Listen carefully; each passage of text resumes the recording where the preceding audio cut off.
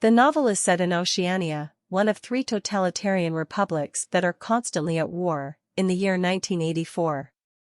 The other 2 are Eurasia and East Asia. Oceania is ruled by the all-powerful party, which has brainwashed the populace into serving Big Brother without question. Newspeak is a propagandistic language that the party has developed with the intention of suppressing free speech and advancing its ideologies. Doublethink is present in its language, which is mirrored in the slogans of the party: war is peace, freedom is slavery, and ignorance is power. The thought police and ongoing monitoring are how the party keeps control.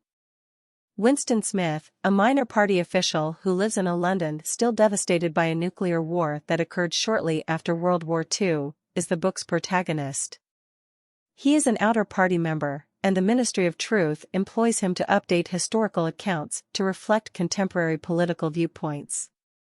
However, Winston secretly rebels against the government out of a desire for the truth and decency. He begins an illicit relationship with Julia, a like-minded woman, and the 2 of them rent a room in a prole neighborhood, short for proletariats. Winston also develops a growing fascination in the Brotherhood, a dissident group. However, Winston and Julia have no idea that they are being closely observed. There are numerous posters all throughout the city. When Winston is approached by O'Brien, an official of the inner party who appears to be a secret member of the Brotherhood, the trap is set. O'Brien is actually a spy for the party, on the lookout for thought criminals, and Winston and Julia are eventually caught and sent to the Ministry of Love for a violent re-education. The ensuing imprisonment, torture, and re-education of Winston are intended not merely to break him physically or make him submit, but to root out his independence and destroy his dignity and humanity. In Room 101, where prisoners are forced into submission by exposure to their worst nightmares, Winston panics as a cage of rats is attached to his head. He yells out for his tormentors to do it to Julia, and states that he does not care what happens to her. With this betrayal, Winston is released. He later encounters Julia, and neither is interested in the other. Instead, Winston loves Big Brother.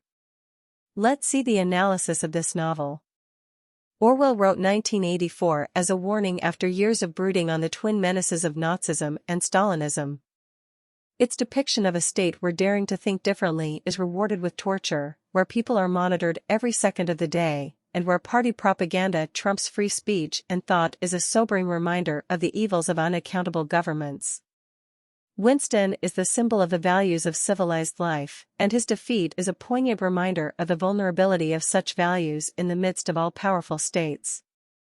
If you want to buy this book, link in the description.